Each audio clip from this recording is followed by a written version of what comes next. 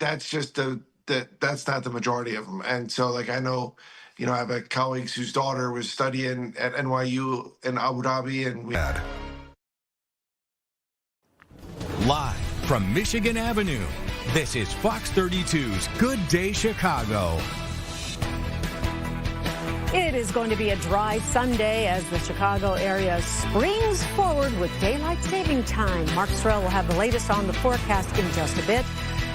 Family and friends paying their final respects this weekend as the Reverend Jesse Jackson is laid to rest.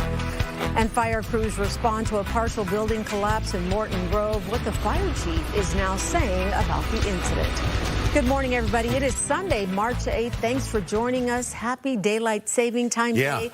I was nervous that my alarm wasn't going to go off because, digital is supposed to automatically change. Right. But what if something happened and it didn't change? That was my concern. And that has happened. A lot of us rely on iPhones. Yes. And there have been 2 different times in the past, now they were a few years ago, where the iPhones didn't update. Yes. And so, that's what I was worried about. We're a little bit late. And now doing Good Day Chicago for so many years, I had several alarm clocks over the years. Yes. Yeah, I had a backup for my backup. So I've got a couple of kind of alarm clock radios. Now, one of them automatically does that, switch over. But the other one doesn't. So I'm like, okay, which one are you? Yeah, trying to remember. I had a backup, so it all worked out. But yeah, because you're here. Thank you very much. Yeah. I made it. Yeah. Boy, that's when you work these morning shifts. That is your biggest fear, is that you're going to. It is, because I hope you're where you should be this morning at the appropriate time, because at least in the fall, the worst that can happen is you show up an hour early, right? Yeah. And you're like, okay, you look kind of silly, but at least you're already in place. You're a good employee showing up early. Instead of being an hour late. So. And it's definitely mild out there, but a little windy, I noticed. Yeah, it's going to be very breezy today. We're going to have some winds, 15, 25 miles per hour, 30 miles per hour. We're going to have some gusty conditions, but we do make it up into the 60s today. And this morning out over the lake, it looks absolutely beautiful. We get all of the colors of the rainbow this morning as the sun comes up through the cloud cover. There is a little snowfall up across the Door Peninsula. There is a little mixed precip up towards Wausau.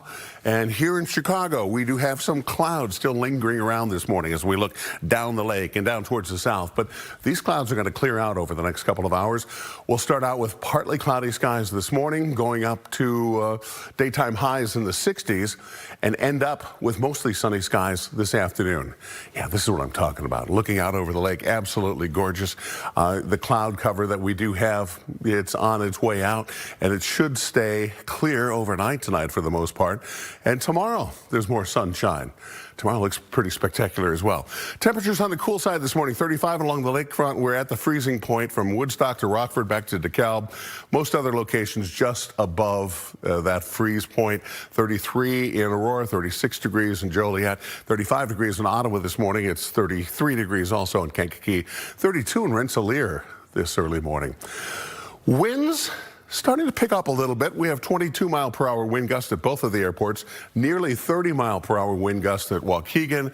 Most locations are, if not in the single digits, into the teens here this morning. And again, we're going to see those winds gusting at times 15 to 25 to 30 miles per hour. So temperatures definitely up into the 60s. Sunshine looking good, feeling good, but it will be a windy day. All right, thanks.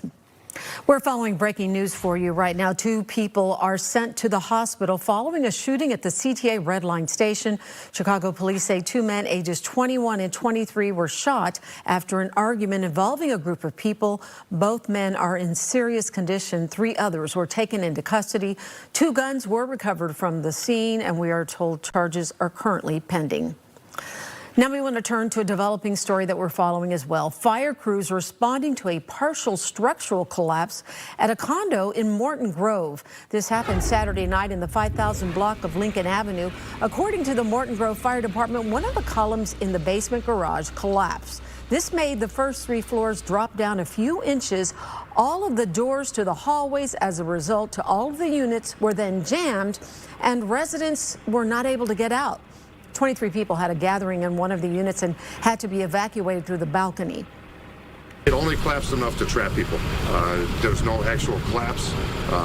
When I say it collapsed, the column failed in the garage and it dropped the floors about roughly 2-3 inches.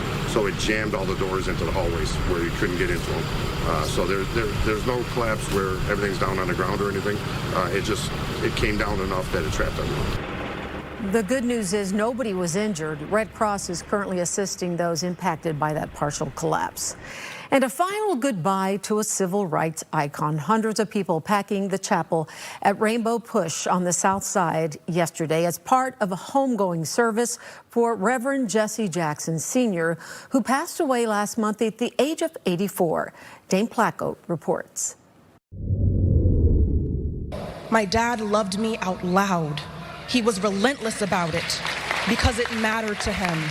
After weeks of tributes from all over the world, including remarks from 3 former U.S. presidents at yesterday's funeral, today's homegoing service sought to show the human side of the man they called Dad. He would create makeshift hammocks out of our linens, and he'd swing me round and round. I am grateful for every mile we tread together, Dad. I love you in every lifetime, and until we meet again, I'll find you in the rainbows. Legendary musician Stevie Wonder set the tone for today's event, performing several songs to honor the late civil rights leader. His children say, despite their father's passing, his movement will live on. We're going to keep on fighting to be peacemakers. We're going to keep on fighting for civil rights. We're going to keep on fighting for equality. And no matter who's in the White House, we're going to stand for diversity, equity, and inclusion so that everybody can have participation. I am so grateful to each of the iterations of Jesse Jackson that are represented here today. Because we've seen, and you have lifted this family and allowed us the great privilege of representing you in some mighty, amazing places. That was Dane Placco reporting. After the homegoing service, Jackson was laid to rest at Oakwood Cemetery on the southeast side. Also today, Israel is launching more strikes on Iran and Lebanon, hitting an oil storage facility in Tehran. The attack on that facility sent up pillars of fire and smoke into the sky Saturday night. Reports say 4 tanker drivers were killed. This is the first time a civil industrial facility has been targeted in the war. Iran's president responded by threatening more attacks on American targets throughout the Middle East. In the meantime, Iran's neighboring countries are continuing to feel the effects of the war. In Kuwait, a large high-rise building in Kuwait catches on fire. The cause of that fire is still unknown, but it came after Kuwait sustained a wave of Iranian drone attacks. Iran's president apologized for attacks on, quote, neighboring countries Saturday, saying Iran should only launch attacks if it is hit first. However, Iranian hardliners assert Tehran's war strategy would not change. Back here in the U.S., President Trump, alongside First Lady Melania Trump, participating in a dignified transfer this weekend. It honored the 6 U.S. service members who were killed in the first days of the war against Iran. They died in an Iranian drone attack in Kuwait last Sunday. President Trump told reporters on Air Force One that this doesn't change his approach to the war. We're winning the war by a lot. We've decimated their whole evil empire. It'll continue, I'm sure, for a little while. But very proud of the people, the parents. The parents were so proud of their boy, as they call him, my boy. In case, the young lady. The parents are so proud. Many of them are military parents, as you know. So but it's always a very sad thing. All this comes after President Trump posted on social media, quote, Iran will be hit very hard. Cook County Crime Stoppers spent time canvassing the Little Village neighborhood this weekend. They knocked on doors and handed out flyers looking for clues to solve a deadly shooting in the area that happened late last year. On December 19th, a 24-year-old woman was riding in a car along West 23rd Street when she was shot and killed. Police are offering a $10,000 reward for information leading to an arrest. The executive director of Crime Stoppers says he got a chance to speak with the victim's family.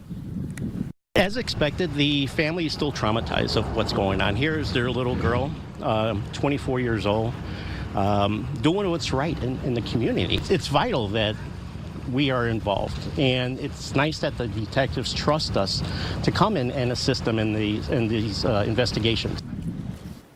You can submit a tip anonymously by calling the Crime Stoppers hotline or on the online portal at www.cpdtip.com. Coming up, meet the newest recruit from the Minnesota Police Department. This one's going viral. He's got short legs and a big personality and an unusual skill set. We'll be right back.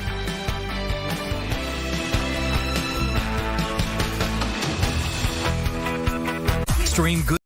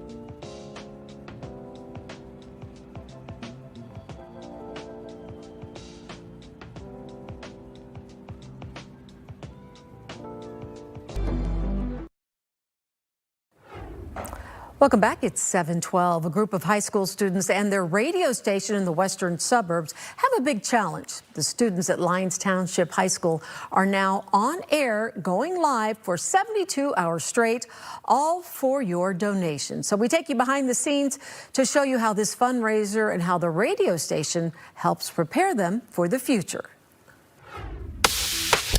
We are so excited to be kicking off the Rockathon weekend. Yes. We made it through the school day, and, you know, it's the official 72 hours of Rockathon. It is a fundraiser for us. So we are in here 24/7 every single day for this entire weekend, so from Friday to Sunday, and we're raising money. It means a lot to me because it allows me and obviously all my peers here to make all the cool stuff that we do, to win the awards that we do, and it really just gives us a great experience. Behind the scenes for Rockathon, a lot of us are preparing talk breaks, we're coming up with bits, getting ready for all kinds of on-air and more visual content to produce. 3, 2, 1, go. A lot of them said they're going to do a lot of spicy food challenge and a lot of just like, my group, we're planning to do like a race, an extreme race,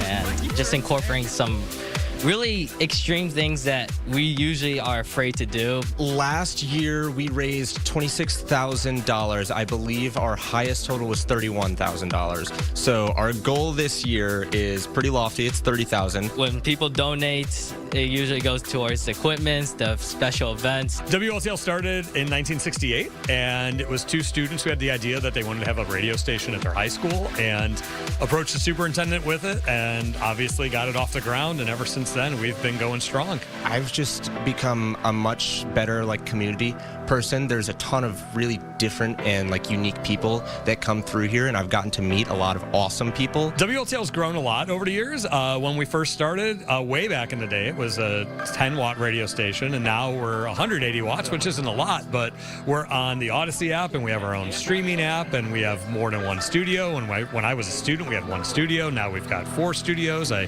podcast studio. We do social media.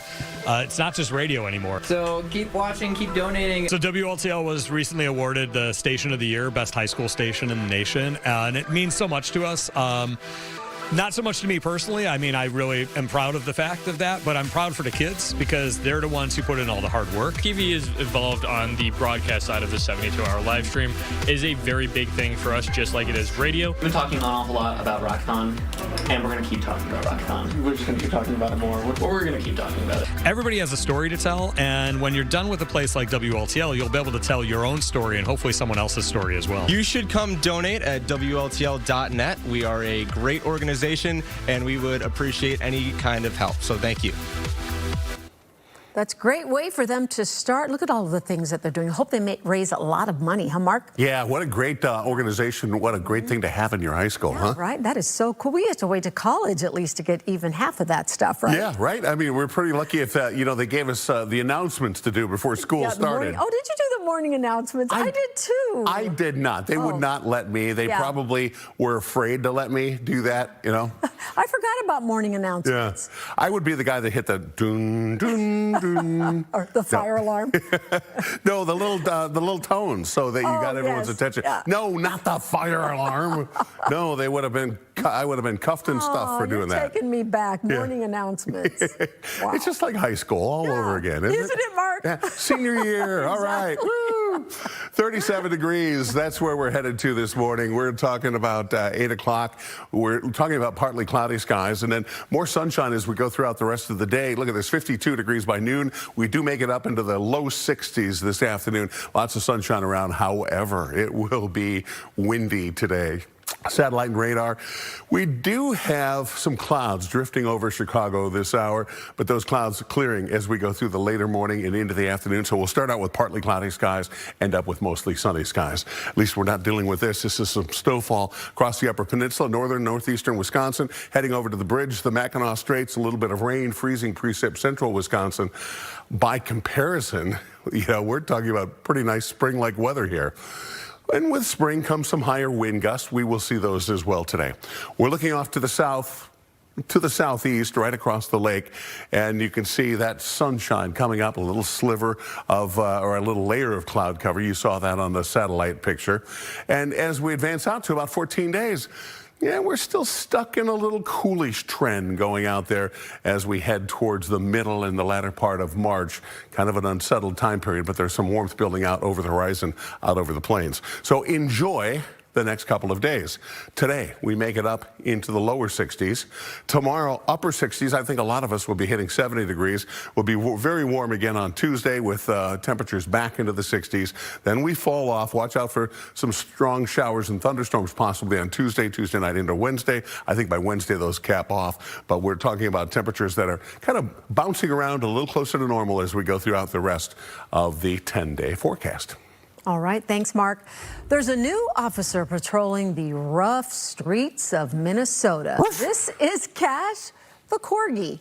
Not what you'd expect for a canine working with the police department, right? But this new canine officer for the City of Virginia's police department is a social media viral sensation. In fact, a social media post said, Cash specializes in tactical crumb detection, high-speed pursuits at short distances, ankle-level intimidation, and barking at suspicious activity, and occasionally the wind. We still don't know his official duties with the police department, and maybe he's just a fun kind of therapy dog to have around. A corgi is not what you'd expect at the... No, and so that story comes from Minnesota, correct? Yes. And the City of Virginia. Yes. So that is up on the Iron Range where it snows about this much every year. No. So that corgi is going to be going around with his little short legs through some pretty heavy snowfall. He doesn't look like your typical corgi, right? He looks a little He's different. got a little different color variation. Yeah, I think so. Yeah, he probably doesn't Might be a belong corgi to the mix. Queen's corgi Yes, not the line. Queen's line. Yeah, he's not royalty. He's a working corgi The up there. bloodline is not what you'd Yeah, expect. he's an Iron Range corgi. All right, from extinction to the auction block, a Triceratops skeleton will soon go to the highest bidder. The bones were discovered back in 1993. They date back more than 66 million years ago. The skeleton had been on display in a museum in Wyoming, but now it's being ripped out of that museum, sold to the highest bidder. It's expected to sell for more than $5 million. And you know, when I read this story first, all I think of is that Indiana Jones movie where it's the young Indiana Jones. Yeah. And he's like, this belongs in a museum, you know. Right. But I guess the museum probably is like, hey, you know, well, let's sell it. Maybe. I wonder if another museum's going to buy it, right? I bet. Yes, I hope so, Yeah. because you'd like to see that stuff on display. Yeah. But you know what's been happening in that world is What? people that like collecting, that have a few dineros, they're putting it like on their living room table or whatever. I So. don't think that's going on anybody's table, right? Well, in their special, in their special viewing room. Yeah. So yeah, I hope it does go to someplace where people can see it rather than just a Like collector. Sue, we have over in the museum, right? Prime example. Yep, very cool. Okay, a prehistoric visitor stopped by a Florida school. A camera caught this guy wandering near the fence line at an elementary school. He may have been ready to go to school himself, but he decided to ditch the last two periods because, it's senior year. So he said, see you later, and went back to his canal where he belongs. Wow. I like that. Somebody wrote the line in there, see you later, but they didn't, they resisted the urge to follow it up, right?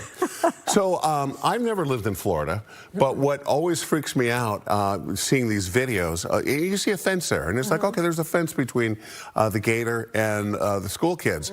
That gator can climb right over that fence. Really? Isn't that crazy? They can? I've seen it on the video, Wow, I did not know that. Yeah, they just...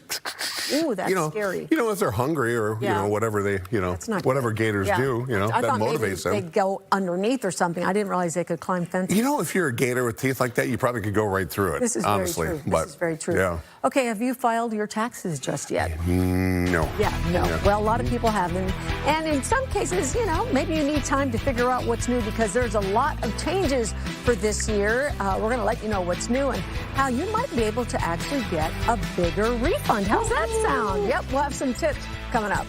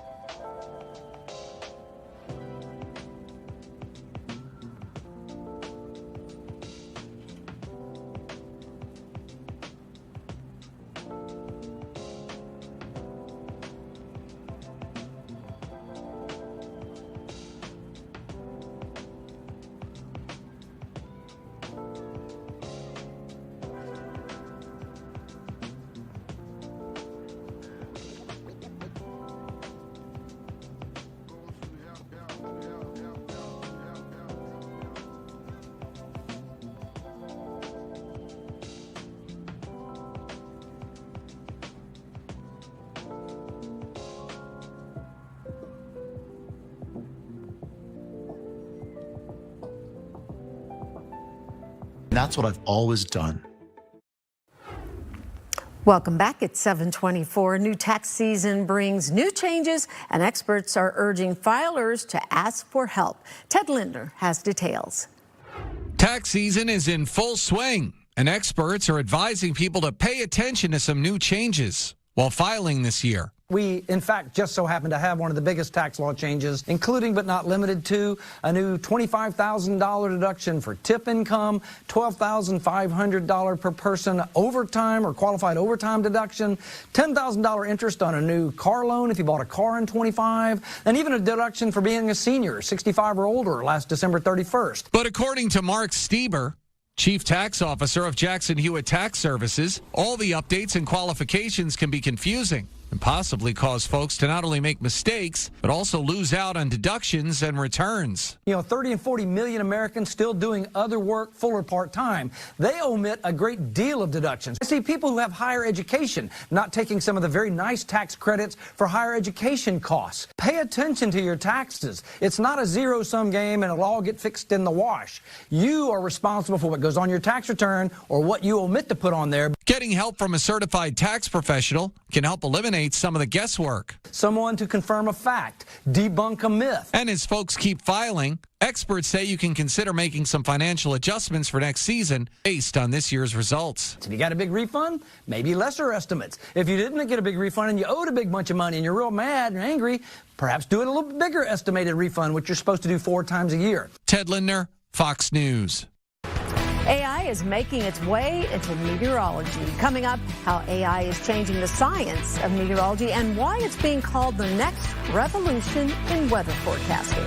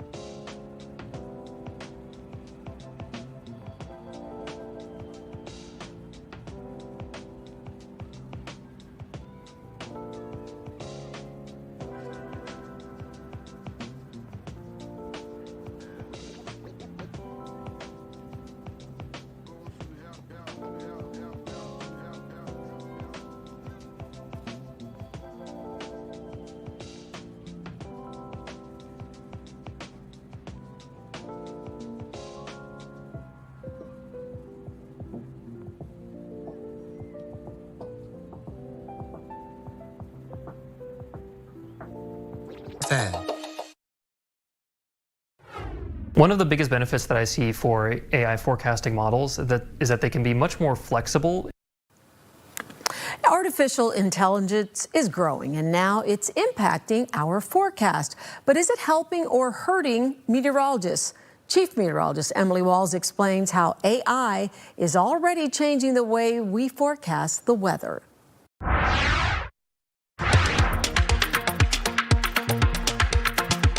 AI is not so quietly becoming one of the most powerful tools in today's society, and it's no different in the science community.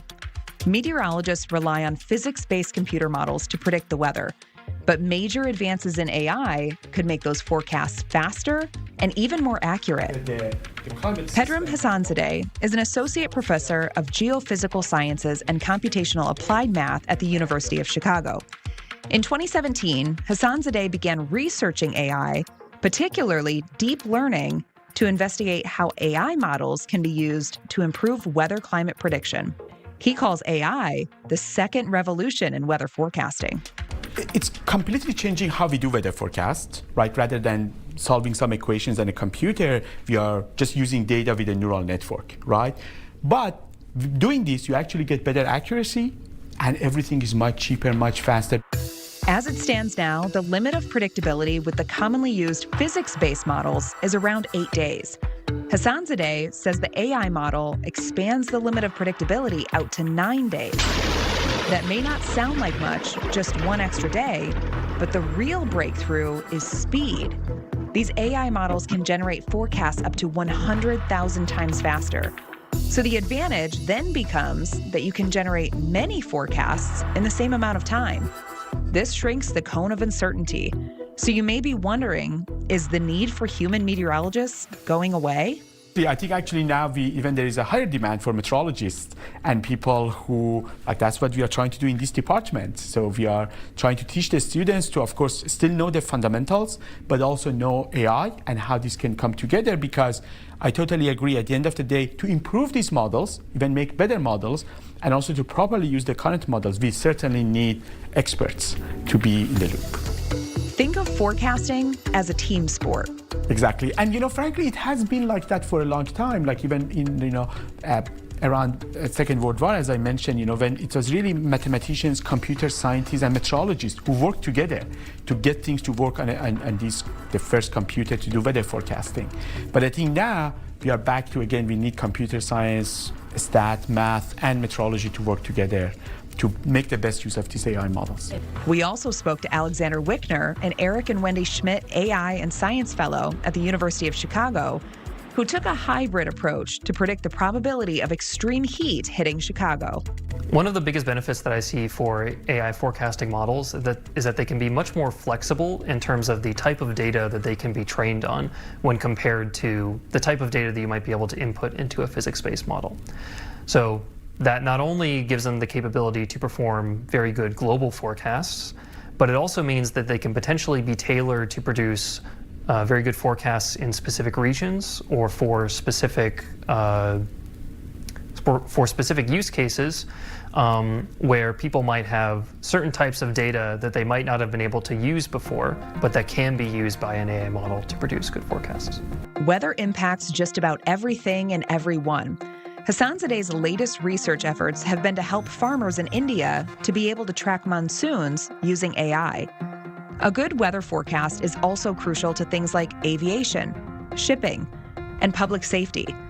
The latest developments in AI could help forecasts become not just faster, but more useful.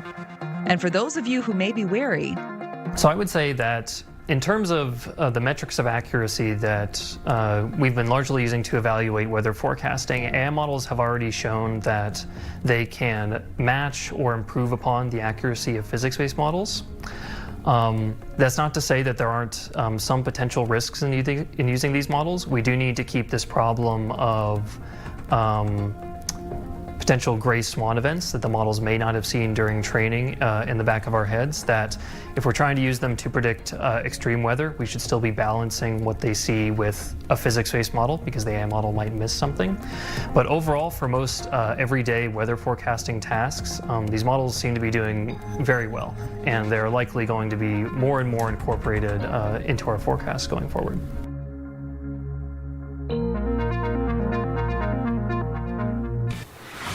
Very interesting as we take a live look outside. What a gorgeous shot out there, Mark Strell, huh? Sylvia, I'm just glad to learn that there's a place for meteorologists in the future to work besides AI. Yeah, because it'll be a team effort. A team effort. AI and Mark Yes. Strell. Yes. That's why we have a weather team around here. It's not possible, but you'll be even more accurate than you already are. Hey, I'll use whatever tools I can get, right? That's right. Look at that shot behind you. How gorgeous is that? Isn't this classic? Sun rising. Beautiful We're going to have weather. sun all day, by the way? Yeah, in fact, we're going to see more sunshine as we go throughout the rest of the day. We've got really nice weather coming our direction. Beautiful sunrise coming up over the lake here this morning. Look at the golden hues there. It is near perfect weather for this time of year coming up today. The one exception will be the winds. Winds a little bit breezy today. We'll see some wind gusts up to about 35 miles per hour. Temperatures, though, up to 61 degrees. A few clouds around this morning, giving way to some sunshine. Temperatures back down into the 40s and 50s overnight tonight with moonlit skies.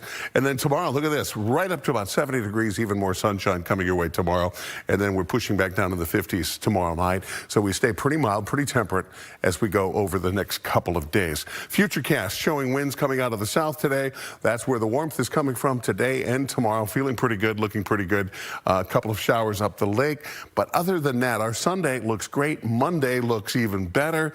And not until Tuesday do we start to see some things change. We have a little fundamental weather flip coming our way, some cooler air moving in, and we'll see some showers and thunderstorms with the possibility of some stronger showers and thunderstorms coming your way on Tuesday, especially during the afternoon and during the evening. Not so present there in our forecast models, but we'll keep an eye on that as we head towards Tuesday. 33 degrees in Valparaiso, 32 in Rensselaer this morning, 34 in Chicago Heights. We are doing 35 in Morris, 33 in Sugar Grove, 32 in DeKalb, and right now it's 32 on the square in Woodstock. All right, thanks, Mark. Earlier, we told you how AI is impacting meteorology, and now we're heading to the classroom. When we come back, we're going to see how it's also changing how children will be learning in school.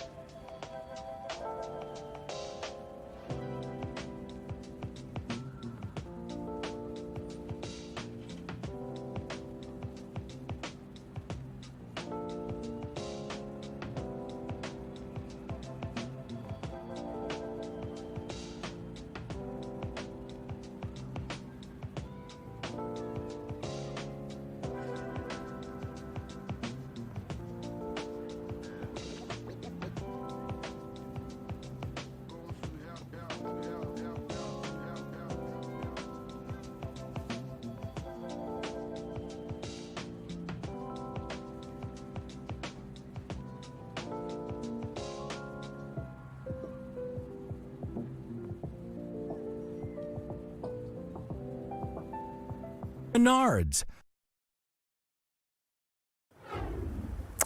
Welcome back. It's 7:39. As the AI landscape continues to evolve, it's not just changing the workplace, it's also reshaping how children learn. Now, schools are grappling with how and whether to incorporate the technology into the classroom. Casey Cronus tells us more. Integrating AI into schools is raising questions about accuracy, privacy, and traditional learning. Proponents say it's the way of the future, but critics argue it could hinder critical thinking and social development.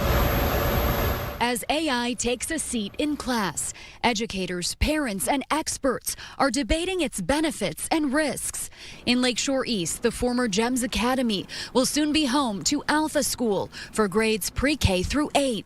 Launched in Texas in 2014, the private school replaces traditional teachers with human guides and AI tutors. Our AI tutor is able to very precisely pinpoint where a student is academically and then help put them into the lessons that are at their pace and their level and coach them. The school already operates in other cities, including Austin and Miami. The model focuses on 2 hours of education per day, taught by AI. The rest of the day shifts into life skills and leadership workshops, financial literacy courses, and physical activity. I think a lot of people are nervous and wary about what artificial intelligence looks like in education, and the Alpha model is really showing that artificial intelligence is allowing us to raise human intelligence, both academically, but also by providing more time for that human connection. The approach comes with a hefty price tag. In Chicago, tuition will cost $55,000 a year when it opens this fall. Using AI in schools is not without controversy.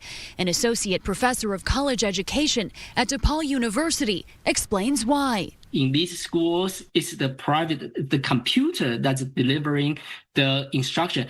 The computer does not think without AI is thinking. No, it's not. It's algorithm. Those providers are claiming that these allow very instant feedback and adaptive system to adapt to individual kids' needs.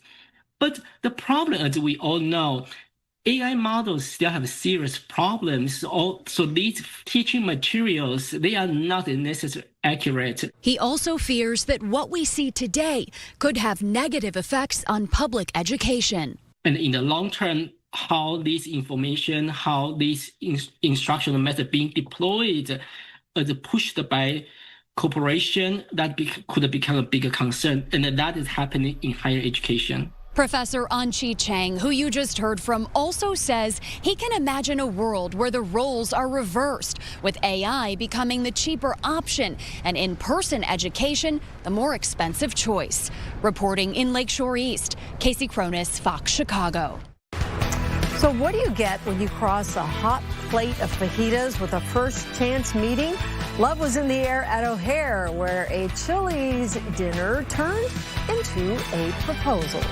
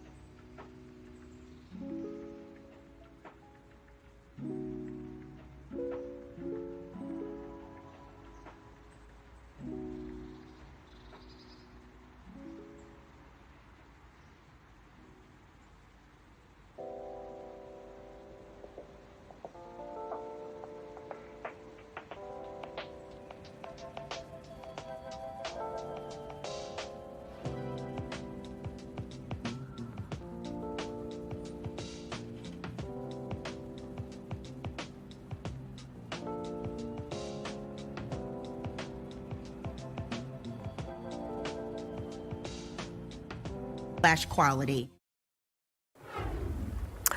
Welcome back at 7:45. A new report shows where video games are headed in 2026, which also lines up with some video game investor strategies.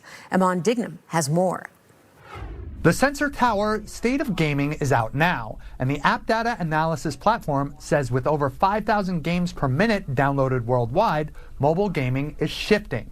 It's no longer about how many downloads you get, but how many players you retain. Felicia Coe of Play Ventures, a venture capital firm funding new mobile ventures, says retaining, engaging, and monetizing existing players are critical to growth in the market.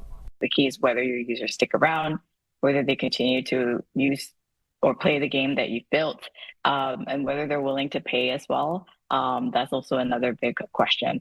And it shows strategy games are the only genre to make gains in revenue, downloads, and time spent, led by Last War Survival and Whiteout Survival. Co notes that the strategies that make these mobile games successful are now bleeding into non-gaming apps. Hey, a lot of the things that make mobile games great and make them incredible businesses, those are transferable skills that we can bring to new spacers and consumer apps. Will prevail.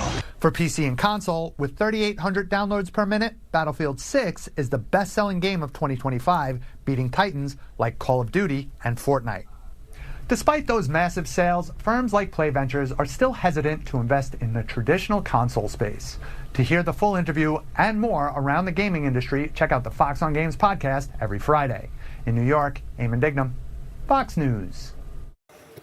So, what's the most unusual place you've heard about a proposal?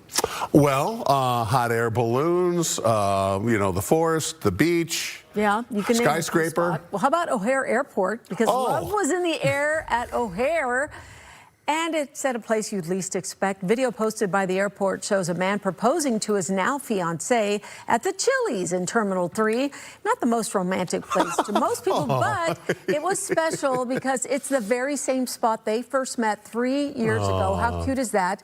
Everybody was around just applauding them. Look at her. I love that, right? Yeah. So O'Hare's social media account gave the couple some well wishes, and Chili's took it one step further, Mark. They are now offering to pay for the honeymoon. Wow. How cool is that? That is pretty cool. Yeah. Hopefully there's a Chili's somewhere on the honeymoon. Or hopefully not. Depending on where you want to go, right? There's probably a Chili's everywhere, somewhere, right? True. Yeah. I was going to say, nothing spells romance more than O'Hare, but you know what? Baby back ribs. I want my baby back. All right, New York. Or a new work from one of the history's most famous artists. This has nothing to do with New York, but I'm just kind of thinking artwork, New York. No, it's not working that way. Most famous artists may have been found. The art historian says a marble bust of Christ, the Savior, housed in a Roman church, could actually have been designed by Michelangelo. Really? The independent investigator claims she made the discovery following a decade of extensive research. Now, if verified, her work challenges the long-held belief that Michelangelo destroyed his artwork late in his life, and instead suggests his art was carefully transferred within a trusted circle after his death. Still, some experts are voicing skepticism. Yeah, you do wonder how they can actually say directly this is in fact his, Right, because there are so many, pieces of art, and you know this because you are a fine connoisseur of art, that, there were a lot of masters that had people that were studying under them, and they kind of have the similar deal. Yeah, so have I ever told you my John the Baptist tooth story? No. Yes, so I love the art museum here in Chicago. I think it's one of the finest museums in the world. I would agree. I could just go by myself and spend hours there. When I first moved here and I'd gone there, I was mesmerized by it. And I remember specifically being mesmerized by the fact that they had a tooth of John the Baptist, I miss that exhibit. And I remember thinking to myself, wow, how do they know this is John the Baptist's tooth? Right. Years later, the tooth was taken away because they weren't so sure it was John the Baptist's tooth after all. And I remember thinking this was a big deal. For some reason, I was fixated on this tooth. And my concerns became true. Yes. So, yeah, in fact, I got to go back online and look it up. But yes, John the Baptist's tooth was removed there. So that's what made me think about this story that you just were talking about, because how do we really know that things How do you really know? How do you really? Once again, Sylvia, you are on the cutting edge of scientific thought. You never noticed his tooth over at the... I don't know how I missed that. You know, when I walked in and they had like trash on the floor, and I wanted to go over and pick it up, and like, oh no, that's modern art. That's modern art. Those right? wrappers are modern art. Yeah. Okay, well, I think I'm going to go back and look at the mayonnaise. I love the mayonnaise. I love the Chicago Art Institute. Yeah, it is great. Wow, and we're so lucky. It's just a couple of blocks from here. You could stroll right down there anytime you want. It's so nice. They got those nice lions outside too. I love it. And every time we have a winning team, they're decorated to match. Right? Yep. So cute. Okay, Jim Carrey, he's been in the news a lot lately, but he's getting some attention this time for something different. This has nothing to do with his appearance. If you heard earlier, That's good, because that's the rhino's butt. Right. Well, this is actually over the rhino from Ace Ventura. Remember that? When Nature Calls, which is up for auction. It's the exact rhino that Jim Carrey climbed out of. In the movie, it is 10 feet long from horn to tail, and of course, has the removable latex back end that you might recall if you were a fan. The bidding is expected to reach $8,000. Did you see Ace Ventura? I did, but it's been so long. Yeah, I don't remember that. So, here's my question. Now, obviously, that's authentic, because there probably aren't a lot of 10-foot like latex rhinos running around. You think so? You don't think it's like John the Baptist's tooth? Yeah, probably. It's probably a real thing. But this is a question I always have. Someone said like, this was from Casablanca, this thing, and it was on the bar or whatever, and you can see it. It's right here. Always wondered how authentic that is. The other question I have is, okay, there's all this stuff that's from movies. Where does it go to because it doesn't go to like the auction block usually like right after the movie's done. It shows up like 30 years later. Remember that cool story Jake did about a guy in the suburb who has all those cool things in his basement? Gets all the stuff. Yeah, maybe he does. I was going to say we should call Jake right now. Get him on the phone. I want to talk to everything with Jake. him is related back to a movie, but this thing could reach $8,000. I bet it might even go for more. Who knows, huh? There should be like a kit, for Halloween. Maybe not. All right, a well-known pet supply store is finally settling a debate over the pronunciation of its name. I didn't know there was a debate with this. I did not either. The question recently went viral on social media, and the company finally responded on TikTok, because TikTok is kind of like the New York Times answer to everything. You're right, the answer place, saying it's PetSmart. Case closed. But here's the twist. When the company first rebranded in 1989, the name was meant to sound like PetSmart. Okay. Not that your pet is smart, but a mart for pets. Is this really going to affect your life today on a Sunday morning? A store for pet products. Then in 2005, the brand shifted the focus to PetSmart, highlighting expertise in pet care. So now what do you think? You know what? It's brilliant, because it's branding. Exactly. Because they got us to talk about it. Sunday on daylight saving time. Right. Where daylight is precious. We're talking about this, and it's a free commercial for them. So hey, way to go, marketing department of PetSmart. Whatever it is, because you've made it on the air. I heard for daylight saving time, you got up early, that you should get outside and soak in some of that sun immediately, so that it will help you adjust. You reset. Yes. Yeah. So Did you go to bed last night early? Well, no, because we were on pretty late last night. Oh. But I have the opportunity to travel time zones today, so I'm going to be a time traveler twice in 12 hours. True. Yeah. Yes. But here you are. We appreciate that. Well. Okay, don't go anywhere, because he's going to stick around with another check of the forecast. We'll be right back.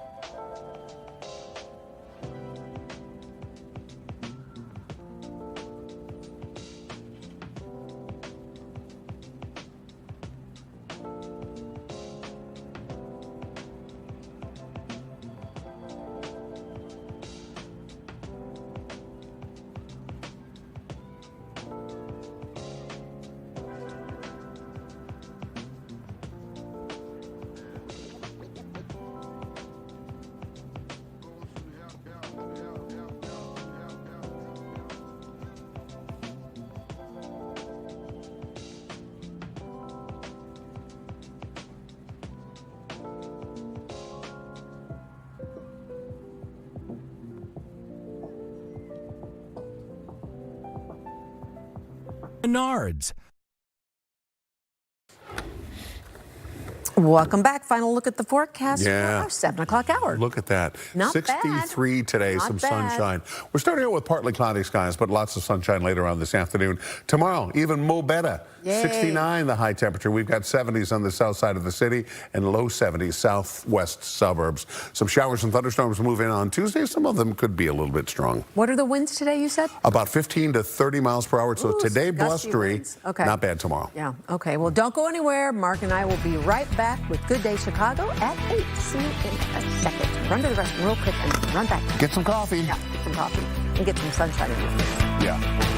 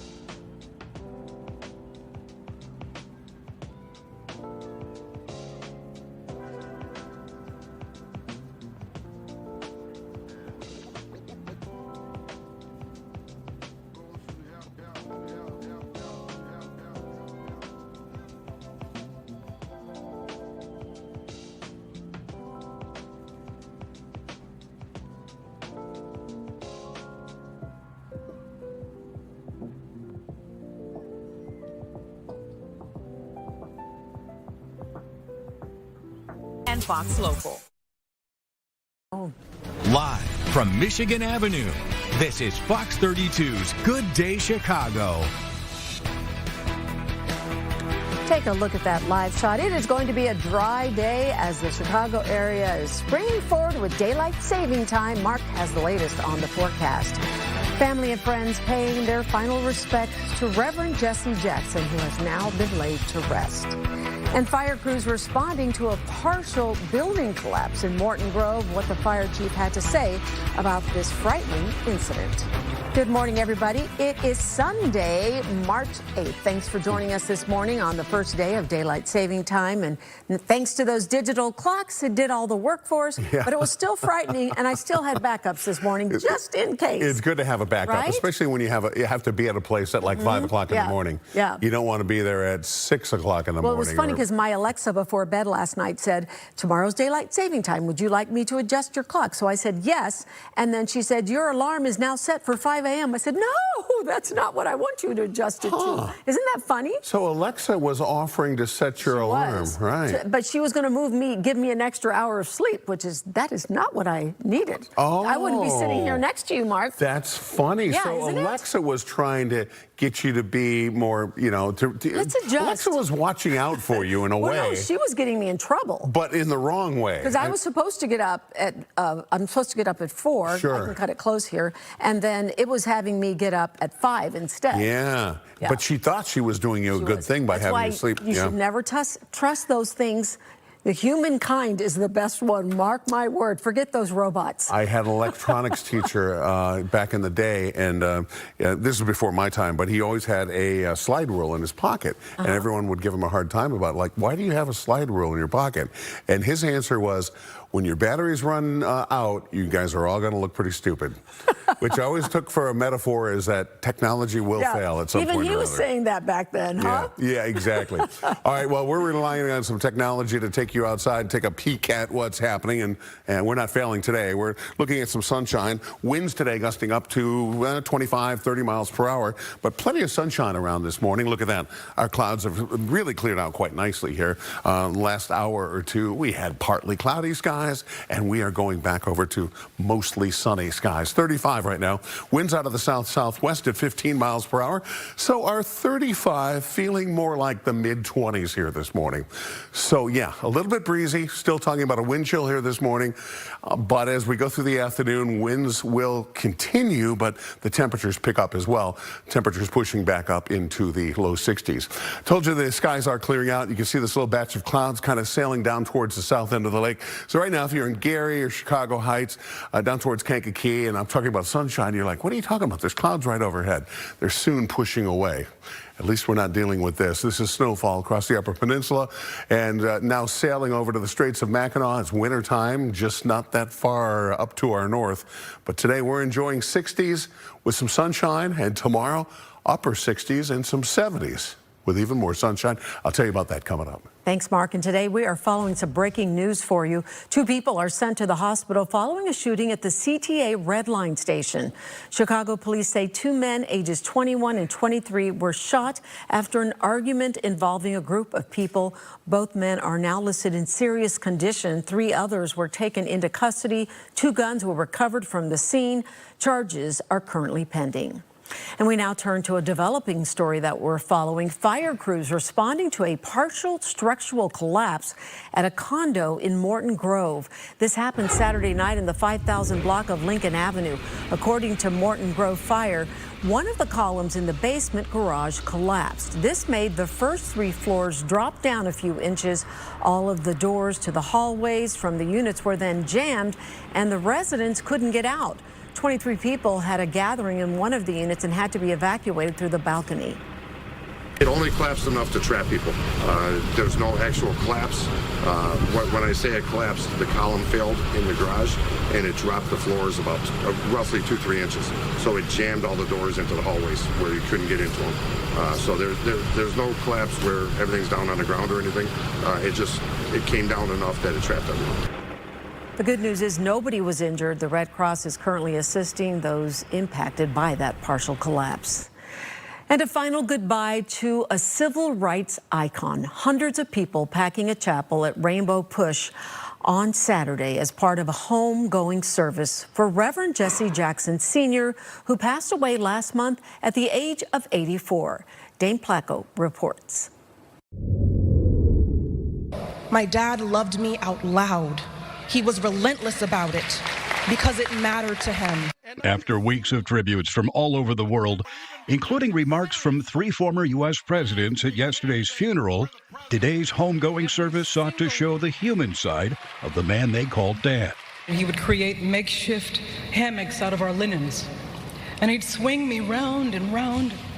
I am grateful for every mile we tread together, Dad. I love you in every lifetime, and until we meet again, I'll find you in the rainbows. Legendary musician Stevie Wonder set the tone for today's event, performing several songs to honor the late civil rights leader. His children say, despite their father's passing, his movement will live on. We're going to keep on fighting to be peacemakers. We're going to keep on fighting for civil rights. We're going to keep on fighting for equality. And no matter who's in the White House, we're going to stand for diversity, equity, and inclusion so that everybody can have participation. I am so grateful to each of the iterations of Jesse Jackson that are represented here today. Because we've seen, and you have lifted this family and allowed us the great privilege of representing you in some mighty amazing places. That was Dane Placco reporting. After the homegoing service, Jackson was laid to rest at Oakwood Cemetery on the southeast side. Israel launching more strikes on Iran and Lebanon, hitting an oil storage facility in Tehran. The attack on that facility sent up pillars of fire and smoke into the sky on Saturday night. Reports say 4 tanker drivers were killed. This is the first time a civil industrial facility has been targeted in the war. Iran's president responded by threatening even more attacks on American targets throughout the Middle East. In the meantime, Iran's neighboring countries continue to feel the effects of the war in Kuwait. A large high-rise building catches on fire. The cause of that fire remains unknown, but it came after Kuwait sustained a wave of Iranian drone attacks. Iran's president apologizing for attacks on, quote, neighboring countries Saturday, saying Iran should only launch attacks if it is hit first. However, Iranian hardliners assert Tehran's war strategy would not change. Back here in the U.S., President Trump, alongside First Lady Melania Trump, participating in a dignified transfer this weekend. It honored the 6 U.S. service members killed in the first days of the war against Iran. They died in an Iranian drone attack in Kuwait last Sunday. While aboard Air Force One, President Trump said this doesn't change his approach to the war. We're winning the war by a lot. We've decimated their whole evil empire. It'll continue, I'm sure, for a little while. But very proud of the people, the parents. The parents were so proud of their boy, as they call him, my boy. In one case, the young lady. The parents are so proud. Many of them are military parents, as you know. So but it's always a very sad thing. This all comes after President Trump posted on social media, quote, Iran will be hit very hard. Cook County Crime Stoppers spent time canvassing in the Little Village neighborhood this weekend. They knocked on doors and handed out flyers looking for clues to solve a deadly shooting in the area that happened late last year. On December 19th, a 24-year-old woman was riding in a car along West 23rd Street when she was shot and killed. Police are offering a $10,000 reward for information leading to an arrest. The executive director of Crime Stoppers says he had a chance to speak with the victim's family. As expected, the family is still traumatized of what's going on. Here is their little girl, 24 years old, doing what's right in the community. It's vital that we are involved, and it's nice that the detectives trust us to come in and assist them in these investigations. If you have any information, you can submit a tip anonymously by calling the Crime Stoppers hotline or on the online portal at www.cpdtip.com. Coming up, an iconic Jewish deli is getting ready for its St. Patrick's Day celebration. The owner of Manny's Cafeteria and Delicatessen joining us in our studio to give us all the details. I got distracted. I love their corned beef. We'll be right back.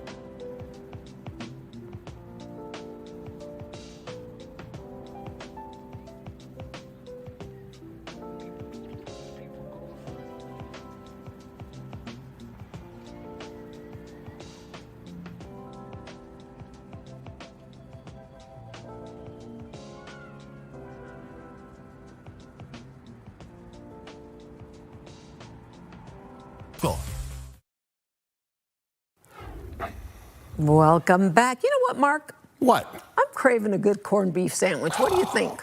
Don't even get me going. And why would I be craving one? Well, because our friends are here this morning. Right. We have Manny's. We're going to be talking to them about St. Patrick's Day, which is coming up next weekend. I don't know, I may be biased, but I think Manny's has some of the best corned beef anywhere. Well, they do, but you know what I also love about Manny's is you go there and you never know what politician you're going to run into. Oh, I know. It's a place to be seen, right? Yeah, apparently so. Yeah, we need to go so we can feel important. You can go up and ask them questions like, hey, how come our taxes are so high? And they're like, stuff from, Yeah. Well, today we are seeing lots of sunshine around Chicago. We do have some snow up to our north, a little bit of rainfall central Wisconsin, but for us, it is full-on spring today. And by spring, we're talking about sunshine. We're talking about temperatures in the 60s. We're also talking about breezy conditions, winds gusting at times 20, 25, 30 miles per hour. Temperatures starting out on the cool side this morning. We've been in the 30s, still in the 30s, 35 at the lakefront, 35 at O'Hare, 37 degrees at Midway. But we'll be pushing through the 40s, 50s, eventually settling in the lower 60s today with upper 60s. And we will have some 70s around the neighborhood coming up tomorrow, especially from the loop southward. Some 70s, southwest suburbs, we'll see 70s tomorrow. And we're still holding on to some decent warmth on Tuesday. There's a warm front washing across the area, or at least there'll be a contrast in temperatures coming up on Tuesday, and that could spark some showers and thunderstorms. But in the meantime, we're sunny, we're dry, not a whole lot happening here weather-wise, so this is definitely a day to get out and enjoy, soak up some of that vitamin D today and tomorrow, because we'll have, sunshine a little bit later, an hour later during the afternoon, during the early evening hours, and that will be true, well, basically from here out, right? Of course. All right, there's that warm front that's sliding our direction here as we head towards Tuesday. That'll be the focal point for some showers and thunderstorms. We'll keep an eye on for you on Tuesday. 63 today. Southwest winds 15 to 30. Overnight tonight, we're back down in the 40s, so considerably warmer than we have been in what we are right now. And then 69 tomorrow. Southwest winds 15 to 30 miles per hour. Hold on to your little hat there. That hat. Yep. Hold on to your hat, because we're talking Manny's right now. Manny's Cafeteria and Delicatessen, a cornerstone of Chicago's food scene, of course, serving up classic Jewish deli sandwiches, fresh bagels, home-style comfort food since 1942. And yes, Manny's also got something special for St. Patrick's Day. So joining me now is the owner, Dan Raskin, our friend. Dan's been around a few times. He's joining us today to give us a preview of what to expect.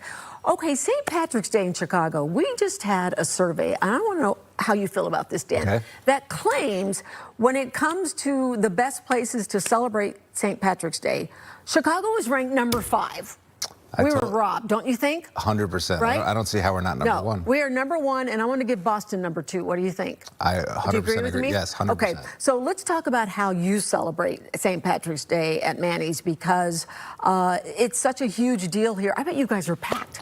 We are packed. It's one of our busiest holidays. We do tons of catering for offices, for home parties, for both parades, the South Side Parade and the parade downtown, and we just have a lot of fun with it. And do people come? Because people hit the streets at 7 a.m. What time do you guys open? We open at 8. Okay, now, so Saturday, we always have the Dying of the River, the Saturday before St. Patrick's Day, so that's coming up. Is that a day that people kind of converge there as well? Yeah, we have a few groups that have floats in the parade that actually come to Manny's right before for breakfast, and then they go right over to the parade. I love it. What do you eat at Manny's for breakfast? Corned beef hash. Yes. What else? Your corned beef hash is so good. I want to talk about the history, because this started in 1942. Give me a little history about, was it your dad, your uncle? Tell us about that. So I'm actually 4th generation here. Wow. We started out with my great-grandfather Jack and his brother Charlie, and it was then passed down to Manny Raskin and my dad Ken, who still works with me, and we're still growing and excited to be in Chicago. Look at that. Okay, what is it about your corned beef that is so darn good? Is it a secret recipe? There's not much secret about it, except for it's the best quality you can make. Yeah. And I think that's what really makes or break it, is the quality of products. How does corned beef become associated with St. Patrick's and Irish? So when the Irish immigrated to the U.S., the closest product that they could see to a lot of them didn't have a lot of meat or pork or anything in Ireland. They did have some pork, so when they came to the U.S., and a lot of them immigrated in Jewish neighborhoods, and they saw corned beef, and it was very similar to the salted pork that they would eat in Ireland. So they kind of adopted it, and love it. Obviously, like Chicago is, it's one of the best cities for mixed cultures. So they really blended together, and now corned beef and cabbage is the dish of St. Patrick's Day. I love it. And Mark kind of alluded to the fact that you do have some big names that come into your place all the time. I mean, they're regulars. You do have some political faces that come in there. Manny's has kind of become where a lot of the politicians want to be one with the people, right? I mean, at Manny's, everybody goes through the line, grabs a tray, gets your food, and sits down and sits with everybody else. There's no private rooms. It's just one big community. So people love to come in. And this year it's extra special because St. Patrick's Day is on Election Day. Oh my gosh, I just realized that. Yes. Yeah. So we're going to have a lot of partying at Manny's this year. Are you doing anything special for it? Do you expect to see some of the politicians in there, or have you been seeing them already? They've already been coming in, shaking hands with customers, just grabbing a bite on the way from place to place. But we get a lot of people on Election Day just coming in, like, to celebrate their end to their campaigns and what's ahead for each person. So we're just excited to have them, and it's double excitement because it's St. Patrick's Day. Okay, so what are the two largest items that you sell at Manny's? Obviously, corned beef is one. What's the other popular one? Pastrami is the other one, yes. But okay. St. Patrick's Day, it's definitely the most popular items is a Reuben sandwich and corned beef and cabbage. That sounds so good. Okay, I have a genius idea for you. Okay, you ready? Yes. You can't do it for this election because it's, it's coming up. But for the next one, I think you should have, who are you going to vote for? If you're going to vote for this person, you buy the corned beef. If you're going to vote for this person, you buy the pastrami. And then the sandwich determines who you think the winner's going to be. What do you think? I like it. Right? Let's do it. Let's do it. Now, do your children also, are they going to be following what's going on? How is this generational thing going to continue? I would hope that one of my kids go into it. I was one of 4 kids, and thankfully we all worked there, and I decided to take over the business. But I think it's important not to push somebody to have to do it. Sure. So my dad was really great with that. He said to go to school, and then you can come work for me. And so I went to school, and then I'm here working for him. I've been there 20 years. And does there seem to be any interest in there? My kids come down. They enjoy it. They work on the line. They cashier a little bit, and they're still really young, but they just enjoy coming down, meeting customers, hearing great stories of the first time they came and the multiple generations that come in. And it's a fun place for my kids to grow up and see. That's so cool. I love telling and sharing your story because I love Chicago history, and Manny's is truly a part of Chicago history. If you've never been, I highly recommend that you put it on your bucket list when you come to the city, because I feel like if you really want a taste of Chicago, that Manny's is one of the stops you should make. Thank you. Very, very nice. So happy St. Patrick's Day. And Dan is such a good guy. He's been doing this for years, that he, of course, did not show up to the TV station empty-handed. I'm told there's corned beef to be had. Always great to see you. Have fun on St. Patrick's Day. I know it's going to be packed. You'll be up early. Yeah, I'll be up early. No sleep that week. Yeah. Well, enjoy. It'll be well worth it. Great to see you, my friend. Thanks for having me. We'll be right back. Mark's already got his corned beef, I think.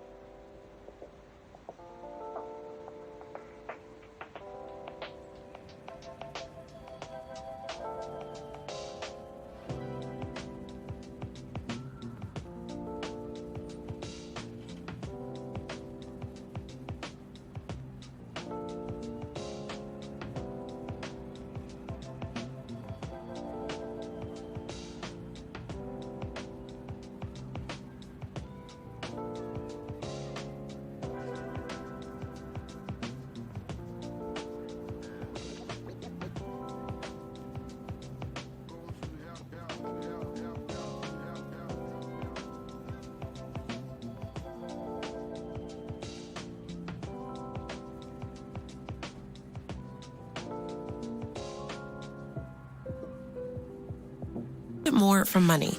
Huntington Bank. Well, Sylvia, obviously Wisconsin has the best cheese in the entire world. Heck yeah. Everyone knows that. Everyone except these judges. They think the best cheese is not coming from Madison, but they had the contest in Madison. The cheese from the Netherlands is called the best. It's Beemster Royal Grand Cru. Oh, that sounds fancy. It kind of does, you know. They probably, the name alone probably scored some extra points. In fact, points, it scored 98.68 out of 100. Okay. And you got to get that .68 in there too, right? Because every point counts. It really does. Make your point. The first and second runner-ups both came from Switzerland.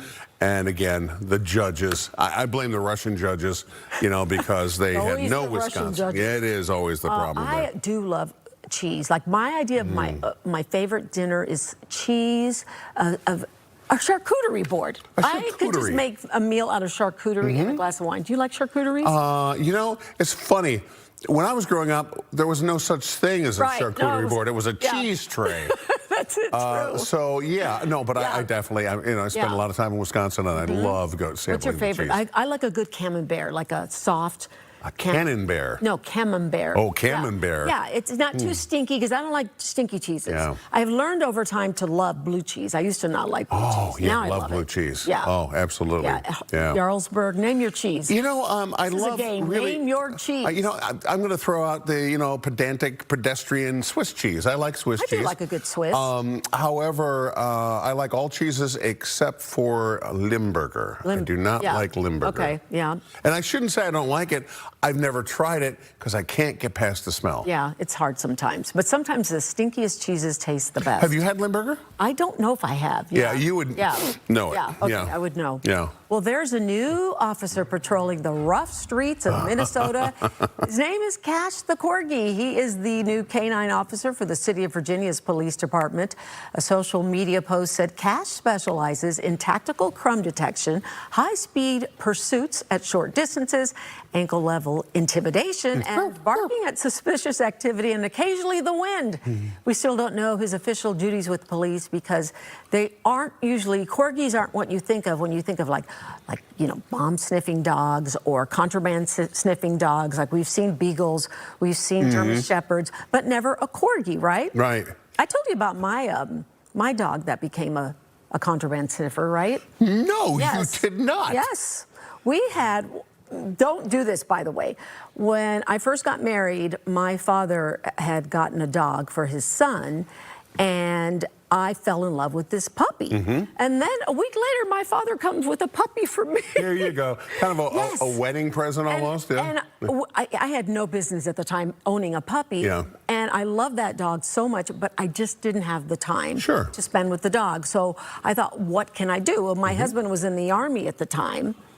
So he's told me about this program where you can send these dogs to the military. So the dog's name was Stuart. Yep. And we sent Stuart to see if he could join the military. And Stuart became a contraband sniffing dog because they said he was so lovable and just a goofball that wanted to have fun, and he was curious. So but I'll never forget the day we put him in that crate and he took off on that military plane. It broke my heart, but I knew Stuart was going to be in good hands. He was going to serve Uncle Sam. Yep. Isn't that cool? That is amazing. Yeah. So what kind of dog was he? He was kind of a mix. He was a part German Shepherd and like Golden Retriever or something. So, you know, they tested him. They had to test him. Do they put some Limburger cheese somewhere and see if he can find it? I mean, how do they test the dog? They said it was curiosity that convinced them because he was very nosy and he was lovable. So they knew that he had to be with somebody that was going to be, you know, like have a personal relationship. But they knew because he was so nosy, and I don't know what the criteria is, but you had it. He had it. Yeah. Yeah. Your dog's had it. Yeah. So I'll be darned. Contraband sniffing Your dog. family has done service to the country up and down the food chain. I never really thought about that, from my grandfather to the dog. from A to Z. Exactly. I love it. Stuart, thank you for your service. Yeah. And we'll be right back. I never told you about Stuart? No, I never knew about Stuart.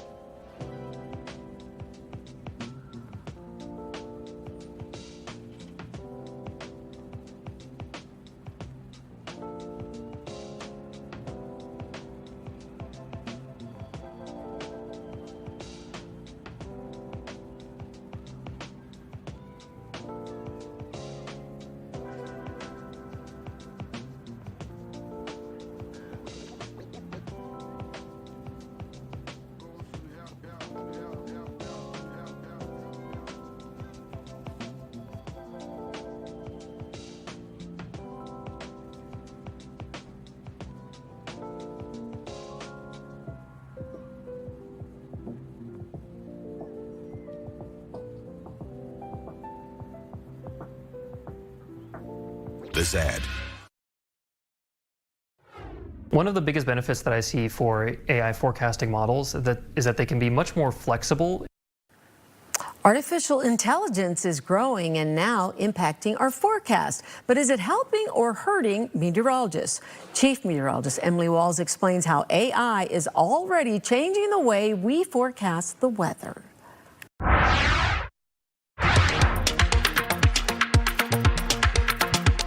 AI is not so quietly becoming one of the most powerful tools in today's society, and it's no different in the science community.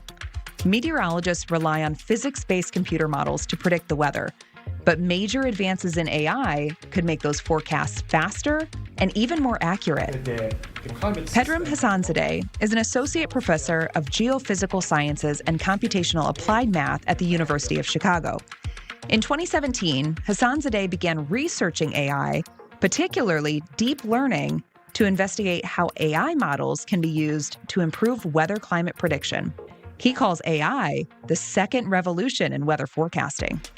It's completely changing how we do weather forecasts, right? Rather than solving some equations on a computer, we are just using data with a neural network, right? But doing this, you actually get better accuracy, and everything is much cheaper, much faster. As it stands now, the limit of predictability with the commonly used physics-based models is around 8 days. Hassanzadeh says the AI model expands the limit of predictability out to 9 days. That may not sound like much, just one extra day, but the real breakthrough is speed. These AI models can generate forecasts up to 100,000 times faster.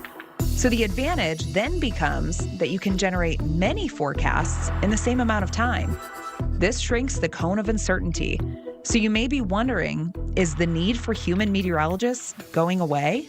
I think actually now there is a higher demand for meteorologists and people who, that's what we are trying to do in this department. So we are trying to teach the students to, of course, still know the fundamentals, but also know AI and how this can come together, because I totally agree at the end of the day, to improve these models, even make better models, and also to properly use the current models, we certainly need experts to be in the loop. Think of forecasting as a team sport. Exactly. And, frankly, it has been like that for a long time, like even in, around Second World War, as I mentioned, when it was really mathematicians, computer scientists, and meteorologists who worked together to get things to work on the first computer to do weather forecasting. But I think now we are back to, again, we need computer science, stat, math, and meteorology to work together to make the best use of these AI models. We also spoke to Alexander Wickner, an Eric and Wendy Schmidt AI and Science Fellow at the University of Chicago, who took a hybrid approach to predict the probability of extreme heat hitting Chicago.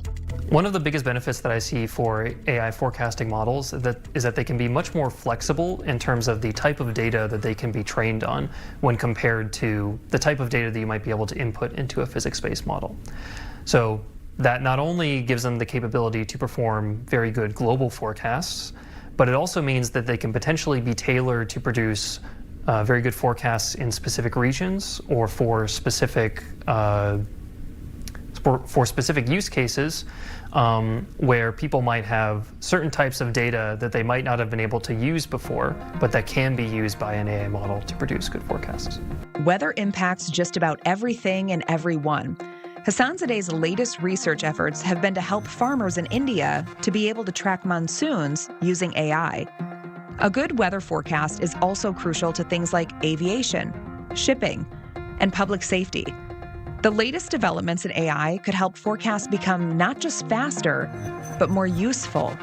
And for those of you who may be wary, so I would say that in terms of the metrics of accuracy that we've been largely using to evaluate weather forecasting, AI models have already shown that they can match or improve upon the accuracy of physics-based models.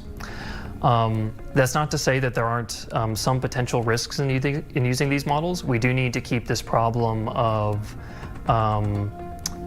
potential gray swan events that the models may not have seen during training in the back of our heads, that if we're trying to use them to predict extreme weather, we should still be balancing what they see with a physics-based model, because the AI model might miss something. But overall, for most everyday weather forecasting tasks, these models seem to be doing very well, and they're likely going to be more and more incorporated into our forecasts going forward. And that was Emily Walls reporting as we take a live look outside on this first day of daylight saving time. What do you think, Mark? Did you have to get up too early? You're going to go home and take a nap? No, I get to go change time zones after the show. So I'm that's gonna, right. Yeah, I'm going to be all over the place. I'm not even going to know what day it is by the end of the day. No. But at least it's sunny. So I've got that going for us. No, and it's going to stay that way, right? Yeah, we've got sunshine today. We've got even more sunshine coming your way tomorrow with temperatures today in the 60s. Isn't that a pretty shot looking down the lake? Forecast high temperatures today. We go up into the low 60s virtually everywhere, even along the lake. I can find you a couple 50s where there's a lake breeze coming off the lake here, especially Michigan City and then up towards Benton Harbor. But really 60s today. It will be a windy day today. Winds gusting at times 25 and 30 miles per hour. So even though we'll have the sunshine, which we have, and even though we'll have mild temperatures, yeah, a little bit breezy today. Temps right now, we have started out with numbers that have been on the cool side, as cold as the freezing mark in the north and northwest suburbs. 37 out the Lakeshore, 37 at Midway, 35 at O'Hare, 38 in Morris, and 36 in Kankakee this hour. And overnight tonight, temperatures back down in the upper 40s and low 50s, so considerably warmer or more mild overnight tonight than it is right now. Winds, not terrible, mostly teens. LaSalle Peru at 23 mile per hour wind gust, and wind gusts up to around 25 miles per hour at O'Hare. And these winds coming out of the south and out of the southwest will continue. They're pulling in the warmer air, but again, blustery conditions today. We still may have some cloud cover, partly cloudy skies across parts of the area, especially south end of the lake, parts of northwest Indiana. But those clouds are going away. We're off into all sunshine today. Temperatures up to around 56 at 1 o'clock. We do hit the low 60s today. And again, even through the evening hours, we're holding into the 50s, and we're still pretty mild, still pretty temperate. This is that little area of cloud cover that's kind of transitory as it kind of moves down the lake, moving off to the east. Again, if you have some clouds overhead right now, you may be seeing some filtered sunshine, but those clouds are soon going away. You'll enjoy some sunshine as well coming up today, just like everyone else. All right. Thanks, Mark. St. Patrick's Day is always a big deal for Irish restaurants and pubs in Chicago. Coming up, we're stopping by the Dearborn to see what special dishes and drinks they have for you this year.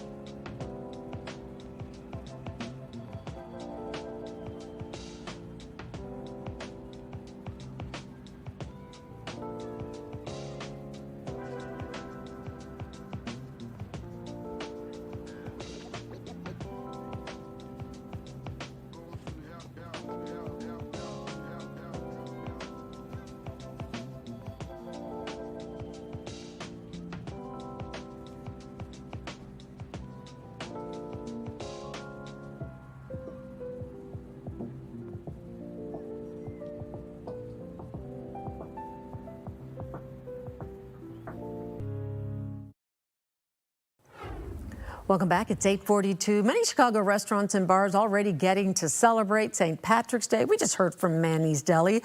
A lot of places downtown are going to be a part of the celebrations. One of them is the Dearborn. And joining us now is Executive Chef Aaron Cucchieri. Hey, Aaron, good to see you. Hi, Siva. Great to see you, too. Thank you. Okay, one of my favorite things to do, especially when I go to the theater, is to have dinner at the Dearborn. I just love your food. But you guys are opening the doors early because we are a city that likes to celebrate St. Patrick's Day. Tell us what's happening. Yeah, that's right. It's an awesome week, right? Obviously, we have stuff available all week long. Starting on Thursday, we're going to be doing food specials. We run that straight through St. Patrick's Day. So, and then we open early on Saturday because obviously Saturday is a great day to be Chicago and it's a great day to be downtown. They do the river dyeing at 10 a.m. So we're opening at 9 a.m. on Saturday for obviously everyone and anyone who wants to come down here. We'll be offering food specials all week long, drink specials all week long, right? We'll start with the food specials. Starting on Thursday, we have some of the classics. We'll have our Dearborn Reuben, right? Obviously, like our most popular dish on the menu, our fish and chips. Some specials that are only be available for the week. Obviously, corned beef and cabbage, you gotta have it. You know, it's kind of like an Irish special. We have our own version of it where we kind of add some different kind of nuances to it, add some roasted flavors to it, and kind of make it our own. We have a lamb and beef shepherd's pie, which will only be on for the week, and then we've got some obviously shamrock cookies and some seafood chowder that we do every year because it's a super popular dish this time of year, kind of traditional Irish food. And then obviously Guinness will be pouring all week long as always, Irish whiskeys, things like that. So just kind of embracing, you know, Irish ownership, Irish heritage, who we are, and just an awesome week to be in the city and be a Chicagoan. Yeah, I think a lot of people don't really know that, the Dearborn, that the owners are Irish heritage and very proud of that. And so, of course, you would be a part of the celebration. Being downtown, though, describe, because you've done this a little while now, describe what downtown is like on the Saturday before St. Patrick's. For people who've not been, yeah, so it give us the whole picture and tell us the real story. If you've never been, obviously it gets full. Come down early, come down with plenty of time, plan on walking a lot. But it gets great. Like, there's so much green. The city's full of just liveliness and it's jovial and it feels great to be down here. It's actually one of my favorite days because like everyone's in a good mood, and sometimes I think you set aside, you know, a lot of what's going on. You just like enjoy a week, enjoy a weekend, enjoy a day. They dye the river green. It's a beautiful scene. The whole city fills up with a lot of people. So it's just a great experience to be down here. People are constantly coming and going, you know, especially at the Dearborn. Like, you can make reservations. You can also walk in. There's always a lot of like liveliness. Obviously, we have live music on Saturday. We're going to have live music on Tuesday also for actual St. Patty's Day. So we got the Chancers playing all afternoon long on Saturday. We got Patty Holman and Noble Call playing all afternoon long on Tuesday. So it's just a great vibe in the city. Obviously, a lot of drinks pouring, a lot of food flowing. So it just feels good to be down here, and a lot of people just in really good spirits. Yeah, it sounds like a lot of fun and also sounds exhausting too. Okay, you know something I'm noticing that's not on that table there, and that's your famous hamburger. Is that going to be served too? Right, no, yeah. Obviously it's available, it's always available. You know, obviously it's that and the fish and chips are our most popular dishes. Sure. We just don't call it like an Irish dish, so we're not highlighting it, but obviously it's on the menu, it's always here, it's always available. Come and get it. You can get it from open to close all day, every day. It's always on. So let's talk about those fish and chips, because that's the other thing that you're known for. Kind of tell us how the menu came about with such an influence on that Irish heritage. Why is that?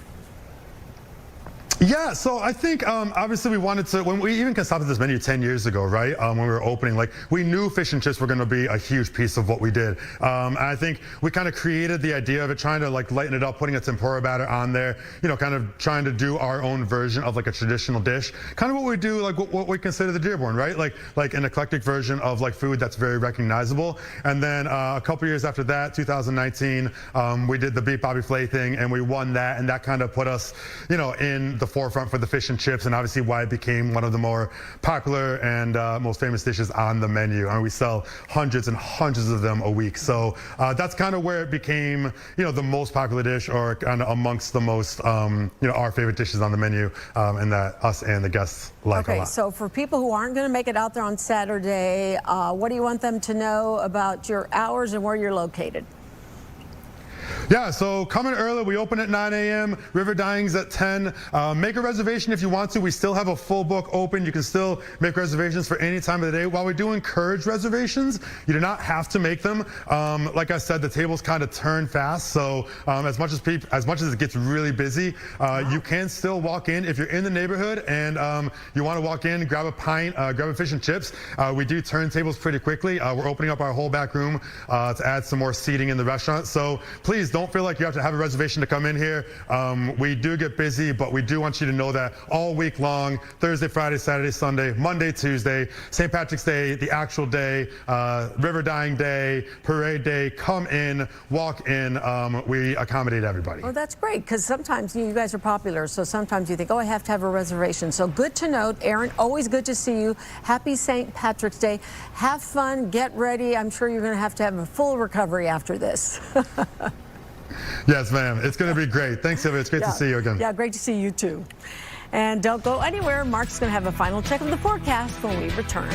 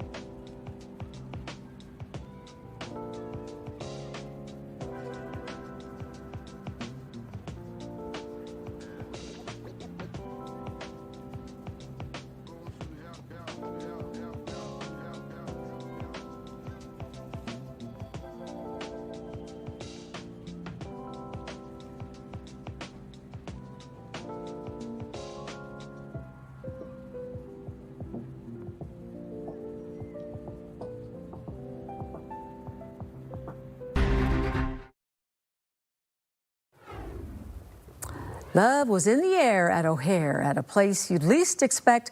Video posted by the airport shows a man proposing to his now fiancée because she said yes, Mark. Oh, that's the most important part of the story, right? This was at the Chili's in Terminal 3, not the most romantic place, so you might say, why there, right? Why? It's the same spot they first met 3 years ago. O'Hare's social media account gave the couple some well wishes, but Chili's took it a step further, and they are now offering the happy couple a honeymoon on them. How's that? I wonder where they're offering the honeymoon to, like well, Wisconsin Dells, you know, or right. Right? or like, you know, it would be cool. You know, the Chili's in, you know, Hawaii. I would like, you know, something like that. Yeah. I bet they probably have their own honeymoon plans, but we should find out. Let's find out where they're going for a second honeymoon. Yeah, a second honeymoon. A baby back rib honeymoon. That's what, baby you know, back, baby back. complete with all the sauce you can slather on the ribs. That's cute, though. You know what I love, and it's kind of hard to see in this video, is what you really can't see is how many people are surrounding them and applauding them, and it was beautiful. Yeah, I like that. You know, you have these people that, I mean, it's almost like a flash mob moment, only it's organic. You know, they all come together, they're taking part, they're witnessing some person's, you know, magic moment in their life. Yeah, it's funny, I saw an interview where she said she heard music playing that was their song, but she just thought, oh, how nice. And then she didn't realize all this was for her. Very cute. It becomes surreal at that moment. Well, new work art piece from one of history's most famous artists may have been found. An art historian says a marble bust of Christ the Savior housed in a Roman church could actually have been designed by Michelangelo. The independent investigator claims she made the discovery following a decade of extensive research. If verified, the work challenges a long-held belief that Michelangelo destroyed his artwork late in his life. Why would he do that? Instead, suggests his art was carefully transferred within a trusted circle after his death. Still, some experts are voicing skepticism. How about that? So I'm not going to go into the whole thing that I talked about before, which is the John the Baptist. I don't know. Feel free. No, so since then I looked, because I was telling Mark, if you weren't watching us earlier, that how do you really know these things how do you know? Are, right? So how does one know? And when I first moved to Chicago, I was at the art museum, and I saw this on display in this beautiful urn, a tooth of John the Baptist. And I remember thinking, how do they know this? And I was fixated.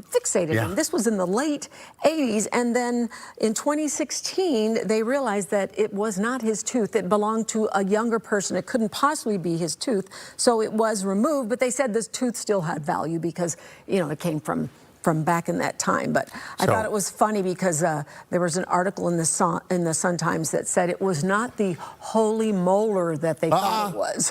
So that was in 2016. 2016, they removed it. But Sylvia, you were already on the case in the late 80s. I was in the late 80s. You are the just investigative reporter that I am. Once again ahead of your time. My question was, how long had that tooth been there? Right. Since for 1,000 years. Yes. I want to know when they delivered the tooth for display. You know, maybe the clue that it had braces, maybe that was a giveaway. had a crown on it. Invisalign. Whoops. Whoopsies. Oh, she had a grill. Okay, I'm sorry. Let's move forward, shall we? Jim Carrey getting attention once again. This time it's not anything to do with his appearance, as you know. It's actually over this. The rhino from Ace Ventura, nice When shot. Nature Calls. Yes. Yeah.